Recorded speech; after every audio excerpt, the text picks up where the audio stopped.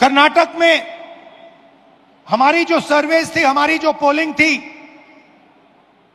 हमें 16, 15 या 16 सीट दे रही थी।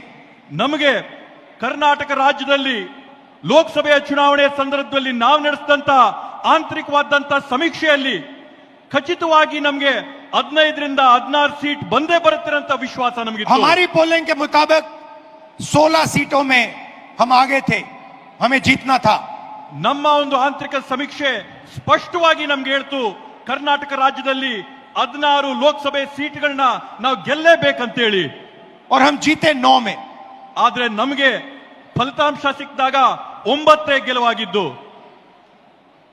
तो हमने सवाल पूछने शुरू किए। ಆಗ ನಾವು ಪ್ರಶ್ನೆ ಮಾಡಕ್ಕೆ ಪ್ರಾರಂಭ ಮಾಡಿದ್ವಿ, क्या सचमुच हम ये सीटें हारे थे? ನಾವು ಎಲ್ಲ ಈ ರೀತಿಯಾದಂತ ಚುನಾವಣೆಗಳು ಈ ಕಾರಣದಿಂದಾನೇ ನಾವು ಸೋತಿದ್ದ। चुनाव आयोग से हम वोटर लिस्ट मांगते थे, electronic soft copy voter list की मांगते थे, वो मना कर देते।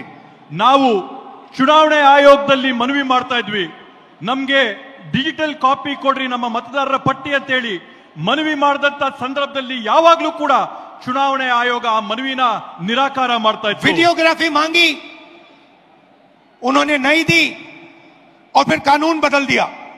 ಅಂಕಿಯ ಮತದಾರರ ಪಟ್ಟಿನ ನಾವು ಮನವಿ ಮಾಡಿದ್ರೆ ಅದನ್ನ ನಿರಾಕಾರ ಮಾಡಿ ಅದನ್ನ ಬದಲಾಯಿಸಿಬಿಟ್ಟಿದ್ದಾರೆ। और फिर कहा कि 45 दिन के अंदर 45 दिन के बाद वीडियोग्राफी को रद्द खत्म कर देना चाहिए, डिस्ट्रॉय कर देना चाहिए।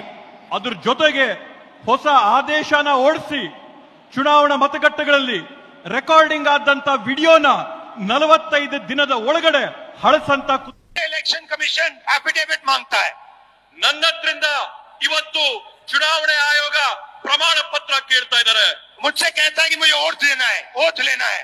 ಅವ್ರು ನನಗೆ ಕೇಳ್ತಾ ಇದ್ದಾರೆ, ನಿಮ್ ಮುಂದೆ ಬಂದು ಪ್ರಮಾಣ ಮಾಡಿ ಅಂತ ಹೇಳಿ। मैंने पार्लियामेंट के सामने, पार्लियामेंट के अंदर ओथ लिया है, ನಾನು इस संविधान के सामने ओथ लिया है, इस पर हाथ डाल के वोट लिया है, इस पे हाथ डालकर ओथ लिया है।